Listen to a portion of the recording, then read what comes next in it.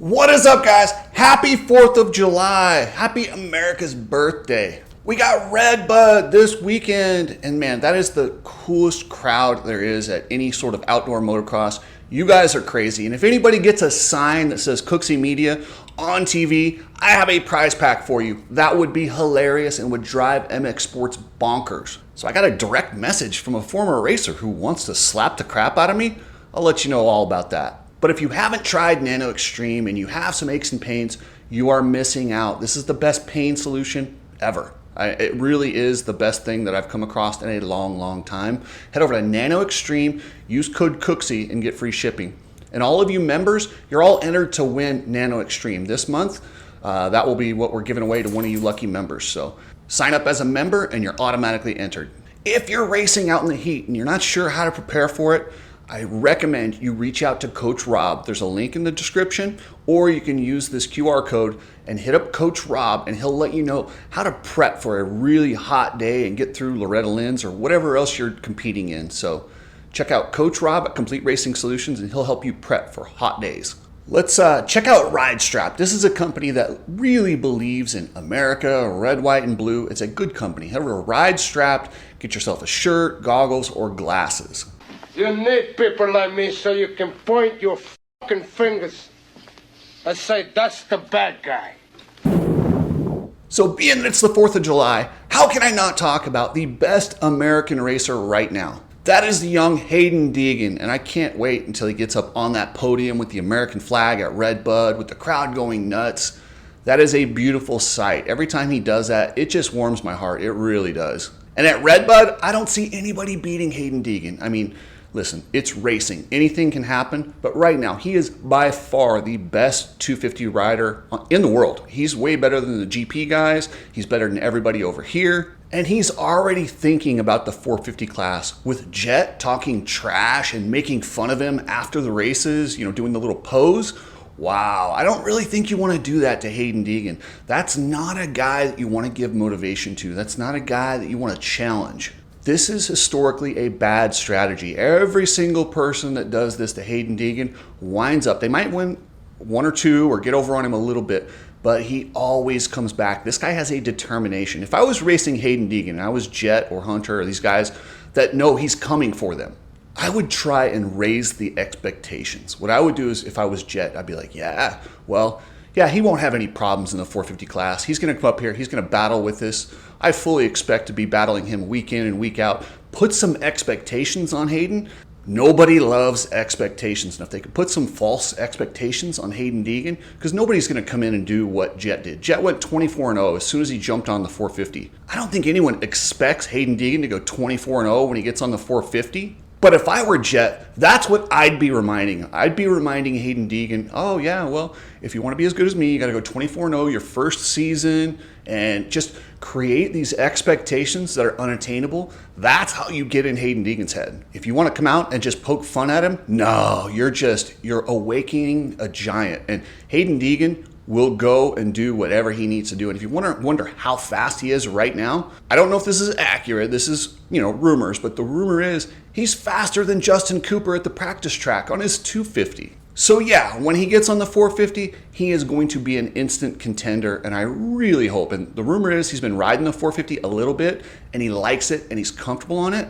I'm telling you, I really hope if he clinches this thing 2 rounds early, that he rides the 450 at the end of this series and just and gives us just a taste of what next year is going to look like, because it is going to be fun watching him and Jett battle week in and week out. Right now, Jett has some guys that battle him. Chase Sexton can run with him, but he's a little wild. He crashes. He can't do it consistently. Eli Tomac, I love Eli, but you can see Father Time is kind of catching up to him. I don't know if he was sick at Southwick, and he's going to be there sometimes, but when he goes to the KTM, I don't expect much. So it is going to be Hayden Deegan and Jett Lawrence in the 450 class next year. But like I said, if I was in the Lawrence camp, I'd be talking about how good Hayden is and how they expect him to battle, win races, and really set those expectations.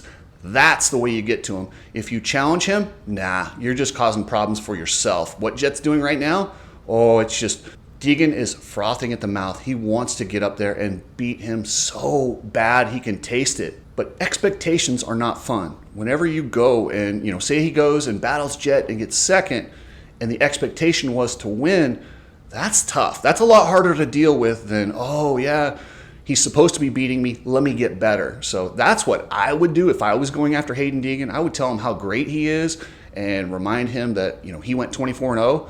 That is how you mess with Hayden Deegan. You do not go straight at him. But I don't care what Jett does or any mental games. The mental games are like a little tiny bit on the top. There's no way he's not going to have a legitimate rival in Hayden Deegan. And man, like I said, I don't want to wait till next year. I want to see it at the end of this year. As far as any current 250 guys that can run with him, with Chance Hymas out, I don't see anybody legitimately challenging Hayden Deegan if he has issues. If he goes down on the first lap, goes down in the first turn, has a bike issue, Levi Kitchen can absolutely beat him if he gets a little bit of luck. But there's not a rider in that 250 class right now that is on the same level as Hayden Deegan, but I do think Levi Kitchen is the second best guy right now. I picked him at Southwick to get second overall. He got second in the first moto, and he looked like he was going to get a good finish in the second moto, but he got that cramp. He's fast at Redbud. He's won motos there before, and he might, if he gets a hole shot and Hayden gets a bad start, you could see Levi Kitchen check out. He's been known to do that, but I still don't think he's every day a guy who can beat Hayden Deegan. Then you got Joe Shimoda, and Joe Shimoda, it's razor thin between him and Levi Kitchen and who the second best guy is. But I'm going to give that nod to Levi Kitchen because he's coming in off of an injury. He's getting better. Joe's kind of struggled since those first two rounds where he got second. And I'm also going to predict only one of these two guys will wind up on the podium. They're the second and third fastest guys in the class, but I don't see them both being consistent. One of them's going to have a throwaway moto and they're going to wind up off the podium, but you're going to see one of those two guys in second or third. But the guy I'm watching really close is Tom Vial. Looks like he's signed or close to signing or the deal's done, but he's going back to Europe. Is he scared of Deegan? Did he get run off? Nah, I don't think that's the case. I think Tom Vial would love to stay here, but the amount of money that he's getting from HRC to go back to Europe, it's a big deal. What would you do? If you stayed here, you're going to be the third guy on KTM on a 450 with Eli and AP. You're not going to make nearly as much as if you went back to the GPs. And are you really ready to go 450 Supercross? That is a stacked field, and it could really lower his dollar value. Right now, he still has a high dollar value. I'm glad that he's cashing in. I think this is the smart move. It sucks to see him go back to Europe, but what I'm excited about is he is going to be racing World Supercross. That is a different 450 field. They're not as strong. They run a different format. They do the 3 quick motos. I think he might be a contender. I think he's going to be a guy to really watch in that World Supercross series because he's got Supercross skills. He's a 2-time regional Supercross champion in the United States, and that's a big deal. But what I'm really watching for is he mailing it in? A lot of guys, when they sign with a different team or they become lame ducks, they don't give a full effort. They go out there and just do what they need to. Their mind checks out. They're already thinking about 2026 and they don't finish strong. Is Tom Vial going to finish strong, or is he going to just kind of play it conservative, ride around, get thirds when he can, fourths and fifths, or is he going to go for it and really try and beat Hayden Deegan on his way out? He's not going to beat Hayden Deegan straight up. I just don't see that happening. But is he going to try? Is he really going to give everything? Is he going to go 110%? Is he going to risk injury to do something for a team that he's leaving next year? I don't know. That's what we have to find out. If you're shipping anything, use Precision Transport, a family-owned shipping company that really cares about customer service, reasonable pricing. Hit up pretransport.com if you're shipping anything. Alias MX gear is back. They got their 2025 and a half summer gear. Check this stuff out. It's light, it's good looking, it's high quality, and it's gonna sell out. So if you wanna get your Alias MX gear, head over there and get it ordered. Go to aliasmx.com and get your 2025 and a half gear. Now I said Levi Kitchen and Joe Shimoda are the second and third best guys in the class, but only one of them will be on the podium. I think the other guy that's going to be on that podium is Michael Mosman. He has been getting better, more confident. Bobby Reagan, his team manager, had told him he should retire, and I think it really fired Michael up, and he's riding good. And he might have got that podium at Southwick, but the bike let him down. Star has some reliability issues, and that's 2 times this year that Michael Mosman has had a bike struggle or fail. He was able to salvage, I think, 4th place overall, and he rode really good. So I expect him to capitalize on whatever mistakes that Joe and Levi have, and I expect him to be on the podium with Hayden and one of those two guys. Then we got Garrett Marchbanks, the big man from Pro Circuit. He has been riding awesome, but he just can't get starts. He's a big dude. He is giving everything he has. He does not have a contract for next year. He needs a ride. Pro Circuit looks like they're full. I've heard Triumph. But what I would really like to see, if Garrett Marchbanks is going to insist on staying in the 250 class, which he clearly is, I hope Bobby Reagan or somebody at Star, I don't know how full they are, if they have a spot, but they have a tendency to make spots for guys. If they made a spot for Garrett Marchbanks, with that extra power on that Star Yamaha, it would benefit him more than it would a lot of guys. And I really think if he can get on that Star Yamaha, that is his only chance to be a winner in the 250 class. Without that, I just don't see him being that competitive, giving up 30 or 40 pounds. I just don't. So if he goes to Triumph, I mean, he'll be really good, but he'll be kind of like what he is this year. It's not bad. It's definitely not bad. He's running up front, getting fourths, almost getting podiums. He's riding the wheels off that thing, but he's giving up so much weight. And when he goes to Triumph, I don't think that will change anything. I think he'll be about where he is. I want to see him on that Star Yamaha. If he's going to win, please, somebody over at Star Yamaha, take a flyer on Garrett Marchbanks. But I'm guessing Triumph will probably throw a little bit more money at him. I don't know what's going on with Styles Robertson. He is one of the most talented riders coming out of the amateurs. Just a great person and a great rider, but he's got this nagging arm injury that just will not go away. It's been almost 2 years now, and this thing's still bothering him. Unfortunately, when you have an injury that lasts that long, that could spell doom. That might be the end of Styles Robertson. I sure hope that he can find whatever the problem is, get it fixed and come back, because he's too talented to retire. I mean, we just lost AC to something similar. So I hope this isn't the end of Styles Robertson. I know he has another year on his deal, but if you can't ride, you can't ride. That's why I think Triumph will throw a little extra money at Garrett Marchbanks, but I think he would have to take less money if he goes to Star, but that's what I really want to see. But the other thing that Triumph might offer Garrett Marchbanks, and this would be awesome, if they do a 1 year 250 and then go to the 450 program, that might be something. So there's a few options for Garrett Marchbanks, and both of them are pretty good. So if you haven't checked out my interview with Weston Pike, I strongly recommend it. Pike's the best, but his swearing got it demonetized, but whatever. I don't care. It's Weston Pike. He can swear as much as he wants in the interview. That's just who he is. But I got a direct message from Kyle Partridge. Remember him? He's that incredibly talented rider that would get in the mains and just ride around. Well, here's what I said about him. Kyle Partridge used to drive me nuts. He'd get in the main and his job was done. He'd ride around and get 20th. Yeah. When you got into those mains, you maximized it.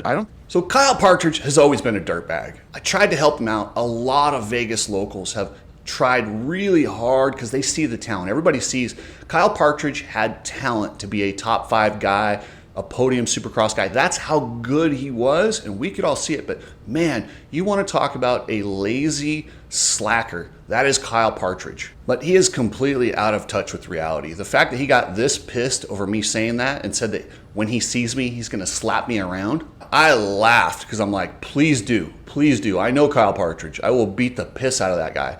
And I am by no means a tough guy. Claims, oh, he beat up Scott Champion. Scott Champion's like 5'5", 130 pounds.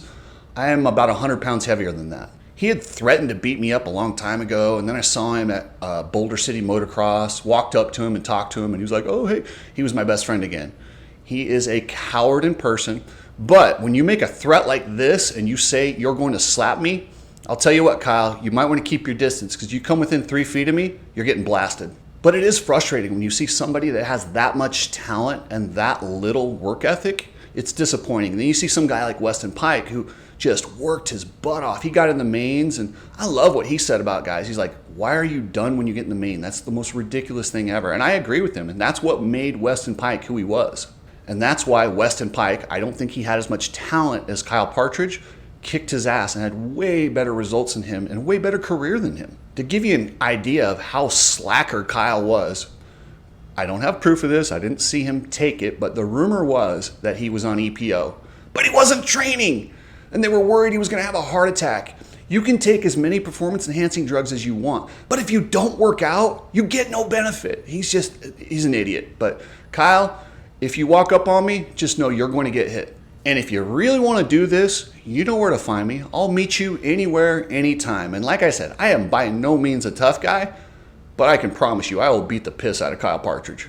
Anyway, thank you, members. I appreciate everything. You guys are the best, and one of you guys will win a new Power Sports XQi3 electric motorcycle. These are so fun, I'm telling you. If you haven't got an electric bike where you can just ride around the neighborhood, do wheelies, jump curbs, you're missing out. But one of the members, you guys are gonna win one in December.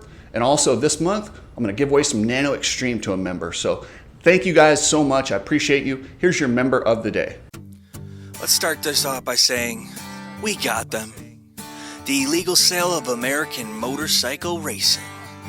I present a case that reveals how the American Motorcyclist Association's 2008 sale of its racing properties constituted an illegal transfer of public trust into private hands. My name's B Mazy, and I'm here to stir shit up. So I made a song for you guys. You know, it's crazy that the riders still gotta pay to race, even though these guys are just filling their pockets because they're money hungry, greedy, stupid mother ex-circus owners, but still got the same mindset for the Supercross.